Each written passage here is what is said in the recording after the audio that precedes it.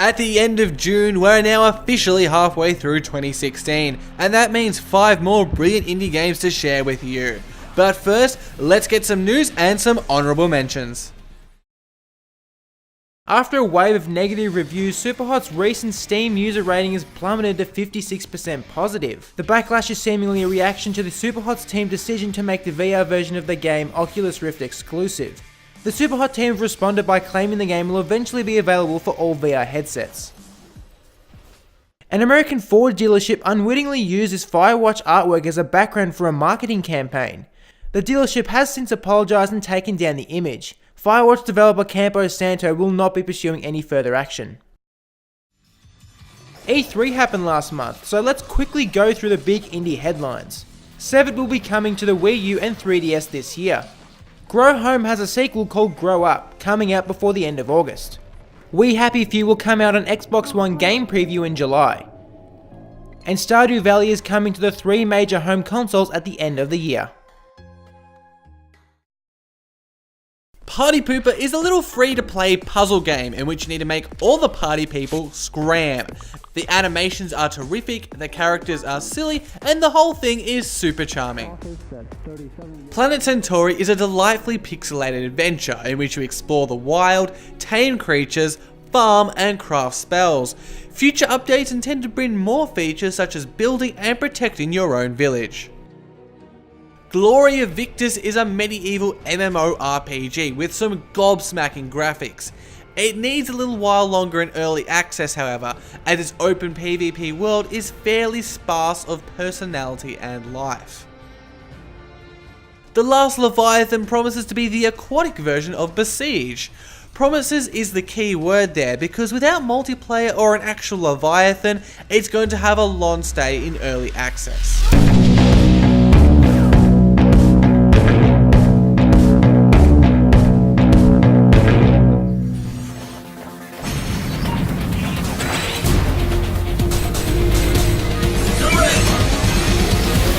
After finally getting their hands on Mighty No. 9, critics and fans have been left disappointed with the final product.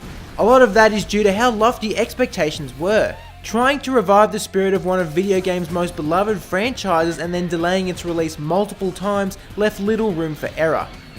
Criticism has touched on pretty much every area. From the outset, we were never on board with the art style, and the final game's presentation fails to evoke any character. It just feels bland. Its gameplay, however, whilst nothing spectacular, is solid. The absorption dash is fun to use, but the level design makes it a liability. It's really not a bad side-scrolling platformer, but there are better alternatives on the market. Ultimately, it comes nowhere near the territory of Mega Man, and that's what Mighty No. 9's Kickstarter backers were promised. We should also point out that the PS Vita, 3DS and 360 versions are still not out yet with no firm release date.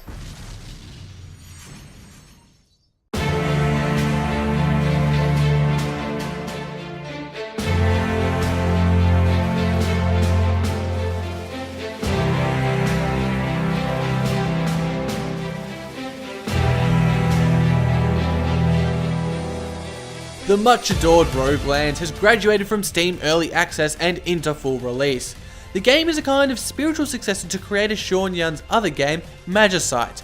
It has the same art and is the same blend of roguelike and RPG.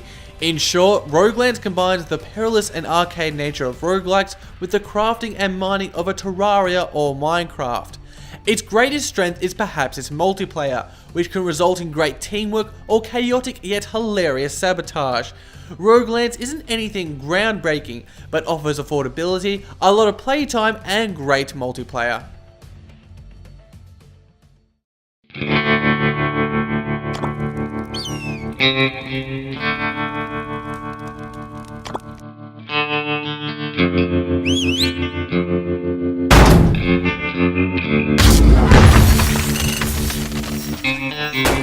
After a year on early access, Oil Tycoon Simulator Turmoil has risen to the surface of full release. The game is incredibly simple and chilled out, whilst constantly providing new objectives and rewarding effort. Set during the American oil rush at the turn of the 20th century, your goal is to get that oil. Setting up a plantation, you'll want to make an efficient pipe network to extract oil quickly. With all the newfound oil, the local town will grow.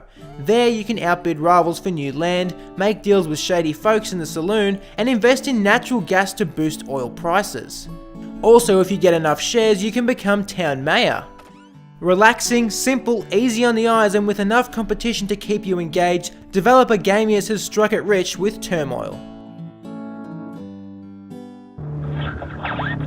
Solus 3, this is Prolus Command. Please report.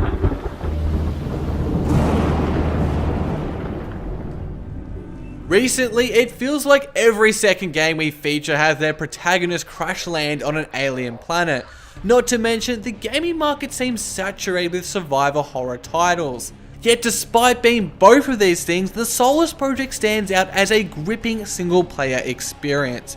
Its beautiful environments are brought to terrifying life by the escalations of its brilliant score and the menacing weather that shifts from tornado to meteor shower. These weather changes can happen at any time, with each bringing a new danger. On top of that, players have to stay on top of hunger, thirst, internal temperature and fatigue, which creates a constant underlying pressure to survive. There are puzzles that, whilst middling, are never annoying, and a story that adds enough intrigue to keep exploring. In all, the Solus project doesn't provide the most dynamic of survival gameplay, but it's one of those games you play just to immerse yourself in its world and atmosphere alone.